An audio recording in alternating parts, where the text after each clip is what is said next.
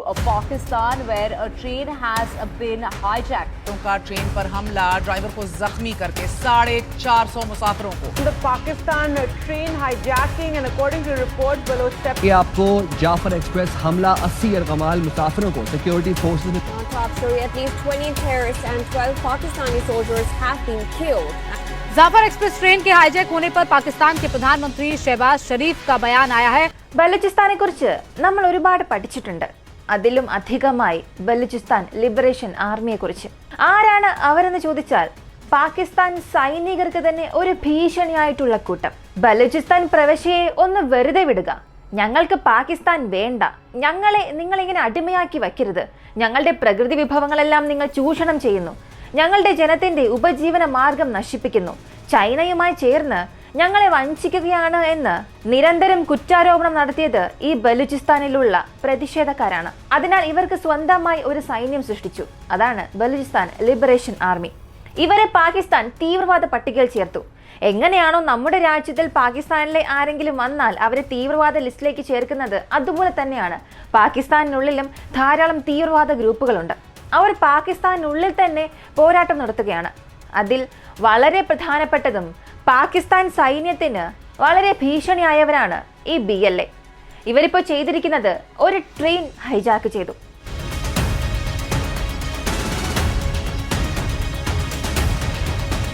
ആ ട്രെയിനകത്ത് 400 പേരുണ്ടായിരുന്നു. 400 പേരെയും ബന്ധികളാക്കി.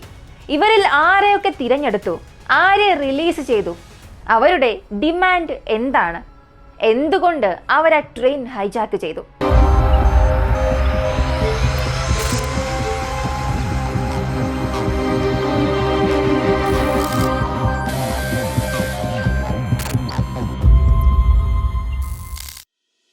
ഹൈ പ്രൊഫൈൽ അറ്റാക്സ് ഇങ്ങനെയുള്ള ടേം വരുന്നത് ഇവർ അറ്റാക്ക് ചെയ്യുന്നതൊക്കെ സാധാരണ മനുഷ്യരായിരിക്കില്ല, സാധാരണ സ്ഥലങ്ങളായിരിക്കില്ല.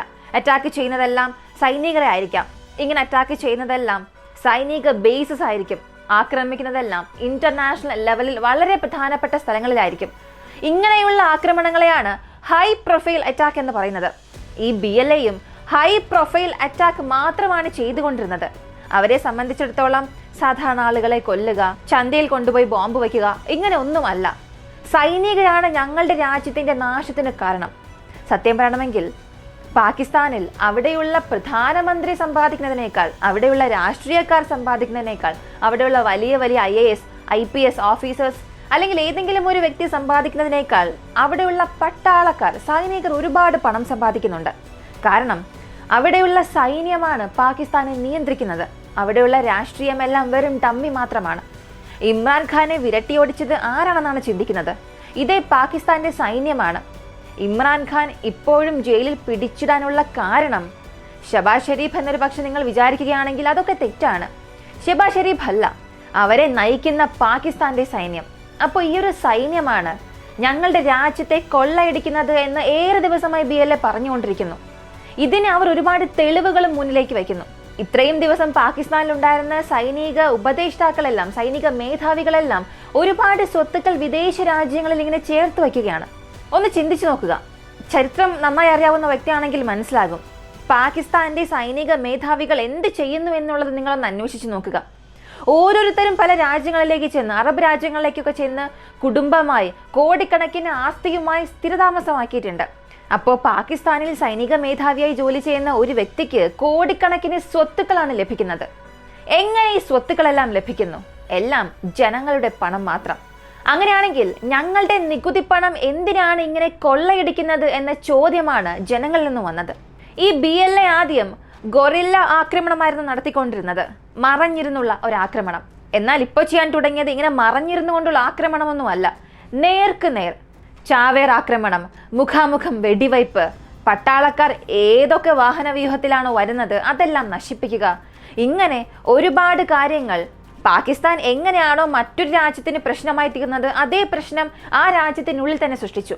അപ്പോൾ ഈ ബലൂച്ച് എന്ന പ്രവിശ്യ വളരെ പ്രധാനപ്പെട്ട ഒന്നാണ്. അതെങ്ങനെ, എന്തുകൊണ്ട് ഇത്ര പ്രധാനപ്പെട്ട ഒരു പ്രവിശ്യയായി മാറി? മറ്റൊന്നും തന്നെയല്ല, അവിടെയാണ് ലോകതലത്തിൽ, ആഗോളതലത്തിൽ ഏറ്റവും കൂടുതൽ സ്വർണമുള്ള ഖനികളുള്ളത്. പറഞ്ഞു വന്നാൽ ഈ ഖനികളിൽ ജോലി ചെയ്യുന്നത് ചൈനക്കാരാണ്. ഗ്വാഡർ തുറമുഖം, ഇതാണ് പാകിസ്ഥാൻ എക്കണോമിക് കോറിഡോർ. അതായത് പാകിസ്ഥാൻ ചൈന ഒരു സാമ്പത്തിക ഇടനാഴി ഉണ്ടല്ലോ, സിപെക്. ഇതിന് വളരെ പ്രധാനപ്പെട്ട ഒരു പ്രദേശമാണിത്. ഈ ഗ്വാഡർ തുറമുഖം ഇല്ല എന്നുണ്ടെങ്കിൽ സിപെക്കും ഇല്ല. ചൈനയ്ക്ക് അവരുടെ belt and road initiative project അതും നടപ്പിലാക്കാൻ സാധിക്കില്ല. അപ്പോൾ പാകിസ്ഥാനിലെ വളരെ പ്രധാനപ്പെട്ട ഭാഗം ഇതാണ്. ഇവിടെ ചൈനക്കാർ ചെയ്യുന്നത് ചൈനയിലുള്ള ആളുകളെ കൂടുതലായും അവിടെ കൊണ്ടുവരുന്നു, ഈ ബലൂച്ച് പ്രവിശ്യയിൽ. അവിടേക്ക് കൊണ്ടുവരുമ്പോൾ ചൈനയുടെ ജനങ്ങളെ സംരക്ഷിക്കേണ്ട ഉത്തരവാദിത്വം അവിടെയുള്ള പാകിസ്ഥാൻ സൈനികർക്ക് നൽകുന്നു. നേരിട്ട് ചൈനയുടെ സൈന്യം അല്ല അവിടെ വരുന്നത്. കാരണം ചൈനയുടെ പട്ടാളക്കാർ അവിടെ നിൽക്കുകയാണെങ്കിൽ ബലൂച്ച് പ്രവിശ്യയിലുള്ള BLA എന്ന ഈ പ്രതിഷേധക്കാർ അവരെ ആക്രമിക്കും. ബലൂച്ച് ലിബറേഷൻ ആർമിയും ഈ ചൈനയുടെ സൈന്യവും തമ്മിൽ ഒരു ഏറ്റുമുട്ടൽ ഉണ്ടായാൽ അനന്തരഫലങ്ങൾ എന്താണെന്ന് ചൈനയ്ക്ക് നന്നായി അറിയാം. അതുകൊണ്ട് ചൈനയുടെ സൈന്യം നേരിട്ട് അവിടെ എത്തിയില്ല. പതിയെ പാകിസ്ഥാനോട് പറയുന്നു, പാകിസ്ഥാൻ സൈന്യത്തെ അവിടെ നിർത്തുന്നു. ഇതിൽ വളരെ പ്രധാനമായി ക്വാഡർ തുറമുഖം നമുക്കറിയാം. ക്വാഡറിലുള്ള ഒരു എയർപോർട്ട് ഉണ്ട്. ഇത് ചൈനയാണ് പണിതത്.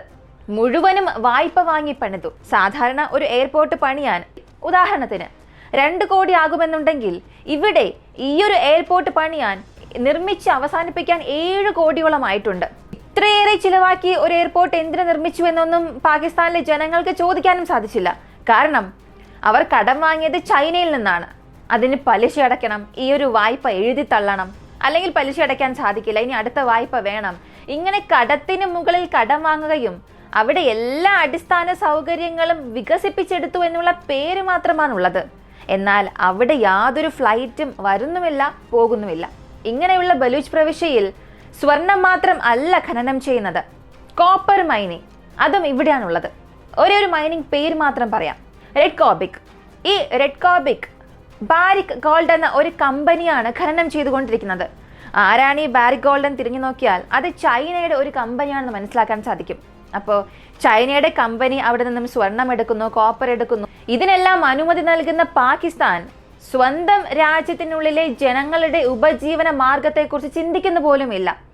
അവർക്ക് ഒരു കുടിവെള്ള സൗകര്യം പോലുമില്ല, റോഡ് സൗകര്യമില്ല, അവിടെയുള്ള വിദ്യാർത്ഥികൾക്ക് പഠിക്കാൻ ആവശ്യമായ സ്കൂൾ ഫെസിലിറ്റി ഒന്നും തന്നെ ഇല്ല, ഒരു വിദ്യാഭ്യാസ സൗകര്യമില്ല, ഒന്നും തന്നെ ഇല്ല.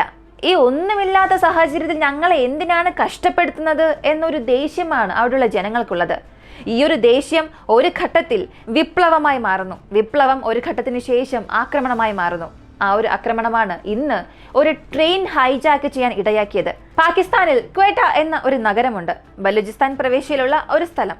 ഈ ക്വേട്ട എന്ന പ്രദേശത്ത് നിന്നും പെഷവാറിനെ നോക്കി ഒരു ട്രെയിൻ പോകുന്നു. സത്യത്തിൽ ഈ ഒരു ട്രെയിൻ കഴിഞ്ഞ ഒരാഴ്ചയായിട്ടാണ് റണ്ണിങ്ങിലുള്ളത്. കഴിഞ്ഞ ഒരാഴ്ചയായി പല പ്രശ്നങ്ങളുണ്ട്. ഒരുപക്ഷെ ആക്രമണം വന്നേക്കാം എന്ന സംശയത്തിൽ അതിനെ നിർത്തിയിട്ടിരിക്കുകയായിരുന്നു.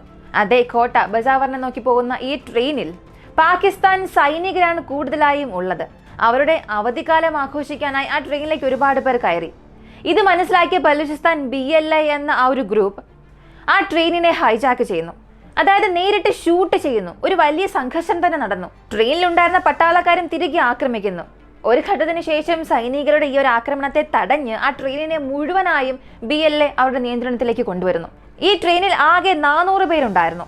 ഈ 400 പേരെയും ഞങ്ങളുടെ ബന്ധികളാക്കി പിടിച്ചിരിക്കുന്നു എന്ന് BLA പറഞ്ഞോ എന്ന് ചോദിച്ചാൽ ഇല്ല. ഇവിടെ BLAയുടെ ഉദ്ദേശം എന്താണ് എന്നുള്ളത് ആദ്യം മനസ്സിലാക്കണം. അവിടെ ഉണ്ടായിരുന്ന ഈ 400 പേരിൽ പെൺകുട്ടികളെല്ലാം ആദ്യം മോചിക്കുന്നു. സ്ത്രീകളെ, വിദ്യാർത്ഥികളെ, കുട്ടികളെ ആദ്യം റിലീസ് ചെയ്യുന്നു. അവിടെ ഉണ്ടായിരുന്ന പ്രാദേശിക യാത്രക്കാരെയെല്ലാം റിലീസ് ചെയ്യുന്നു. അപ്പോൾ ആരെയാണ് തടവിലാക്കിയത്? 100-ലധികം പേരെ അവർ പിടിച്ചു വെച്ചിട്ടുണ്ട്. ആ 100 പേരും ISI, അതായത് അവരുടെ ഇന്റലിജൻസ് സർവീസ്, പാകിസ്ഥാന്റെ ഇന്റലിജൻസ് സർവീസ്, അതിൽ ജോലി നോക്കുന്ന വ്യക്തികൾ, പാകിസ്ഥാൻ സൈന്യത്തിലുള്ള വ്യക്തികൾ, പാകിസ്ഥാന്റെ സെക്കൻഡറി ഇന്റലിജൻസിലെ വ്യക്തികൾ, ഇങ്ങനെ 100 പേരെ അവർ പിടിച്ചു വെച്ചിട്ടുണ്ട്. ഈ 100 പേരാണ് ഞങ്ങളുടെ ലക്ഷ്യം. ഇതിനുശേഷം നിങ്ങൾ സൈനികം സംബന്ധിക്കുന്ന രീതിയിൽ ഞങ്ങളിൽ ഒരു ആക്രമണം നടത്തുകയാണെങ്കിൽ ഈ 100 പേരെയും ഞങ്ങൾ കൊല്ലും. ഇങ്ങനെ വലിയൊരു ഭീഷണിയായിരുന്നു BLA നൽകിയത്. ഇത് പാകിസ്ഥാൻ ഒരു വലിയ സമ്മർദ്ദത്തിന് കാരണമാകുന്നു. കാരണം ഈ ഒരു ഹൈജാക്ക് വിജയകരമായി BLA ചെയ്താൽ പിന്നെ ഈ BLAയെ നിയന്ത്രിക്കാനേ കഴിയാത്ത അളവിൽ അവർ വികസിക്കും. ജനങ്ങൾക്കിടയിൽ BLAയുടെ ഒരു പ്രശസ്തി വളരും. പാകിസ്ഥാൻ സൈന്യം വെറും ഡമ്മിയായി മാറും. ചൈനയ്ക്കും അതൊരു വലിയ പ്രശ്നമായി തന്നെ മാറും. പിന്നീട് ചൈനയെ കൊണ്ടൊന്നും ചെയ്യാൻ സാധിക്കില്ല. ആ ഒരു സാഹചര്യം വരും. ബലൂച്ച് പ്രവിശ്യ മുഴുവനും BLAയുടെ നിയന്ത്രണത്തിലേക്ക് വരും. ഒരു വലിയ സൈന്യത്തെ ഉപയോഗിച്ച് BLAയുടെ മുഴുവൻ ഗ്രൂപ്പിനെയും വാനിഷ് ചെയ്യണം എന്ന് ചിന്തിച്ചാൽ പാകിസ്ഥാനിൽ പല സ്ഥലങ്ങളിൽ അതിന്റെ പ്രത്യാഘാതം അനുഭവിക്കേണ്ടി വരും. BLA പിന്തുണയ്ക്കുന്ന നിരവധി ഗ്രൂപ്പുകൾ പാകിസ്ഥാനിൽ തന്നെ ഉണ്ട്. പാകിസ്ഥാൻ ബലൂച്ച് പ്രവിശ്യ എന്ന് പറയുമ്പോൾ സാധാരണ ഒരു പ്രവിശ്യയാണോ? അഫ്ഗാനിസ്ഥാനുമായും ഇറാനുമായും ബോർഡർ ഷെയർ ചെയ്യുന്നുണ്ട്.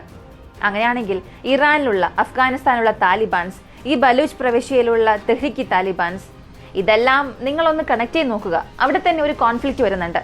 ഇതെല്ലാം പാകിസ്ഥാനെ കൊണ്ട് നിയന്ത്രിക്കാൻ കഴിയുമോ എന്ന് ചോദിച്ചാൽ തീർച്ചയായും ഇല്ല. ഇത് പാകിസ്ഥാനും അറിയാം. അടുത്ത് സംഭവിക്കാൻ പോകുന്നത്, ഈ 100 പേരെ രക്ഷിക്കാൻ പാകിസ്ഥാൻ എങ്ങനെ താഴെ ഇറങ്ങി പ്രവർത്തിക്കാൻ പോകുന്നു? ഇതിനായി അന്താരാഷ്ട്ര തലത്തിൽ എന്തെങ്കിലും പിന്തുണ പാകിസ്ഥാന് ലഭിക്കുമോ? ഇതൊക്കെ കാത്തിരുന്ന് തന്നെ കാണാം. ഈ ഒരു വീഡിയോയിലൂടെ BLA ഗ്രൂപ്പ് എന്താണ്, അവരെങ്ങനെ ട്രെയിൻ ഹൈജാക്ക് ചെയ്തു, അതിലുള്ള 400 പേരിൽ എന്തുകൊണ്ട് 300 പേരെ റിലീസ് ചെയ്തു, ബാക്കിയുള്ള 100 പേര് ആരാണ്, ഇങ്ങനെയുള്ള മുഴുവൻ വിവരങ്ങളും ഞാൻ നൽകിയിട്ടുണ്ട്. നിങ്ങൾക്കിതൊക്കെ മനസ്സിലായി എന്ന് ഞാൻ വിശ്വസിക്കുന്നു. ഇതൊരു തുടക്കം മാത്രമാണ്. അടുത്തടുത്ത വീഡിയോയിലൂടെ ഇതിന്റെ അപ്ഡേറ്റ് നമുക്ക് വീണ്ടും അറിയാം. നമ്മൾ സ്ഥിരമായി ക്രൈം, മിസ്റ്ററി, ഹൊറർ ഇങ്ങനെയുള്ള ടോപ്പിക്സ് ആണ് കൂടുതലായും എടുക്കാറ്. ഇപ്പോൾ വ്യത്യസ്തമായ ഒരു ടോപ്പിക്കാണ് നിങ്ങൾക്കായി കൊണ്ടുവന്നിരിക്കുന്നത്. തീർച്ചയായും നിങ്ങൾക്കിത് ഇഷ്ടമാകും എന്ന് തന്നെ വിശ്വസിക്കുന്നു. ഇങ്ങനെയുള്ള ടോപ്പിക്സ് നമ്മുടെ വിക്കിയോക്സ് ചാനലിലൂടെ നിങ്ങൾക്ക് അറിയണമെന്ന് ആഗ്രഹമുണ്ടെങ്കിൽ അതും കമന്റിൽ പറയുക. കൂടാതെ നമ്മുടെ ചാനൽ ഇഷ്ടമുള്ളവരാണെങ്കിൽ മറ്റുള്ളവർക്കും അത് പങ്കുവയ്ക്കുക. മറ്റൊരു വീഡിയോയുമായി വീണ്ടും കാണാം.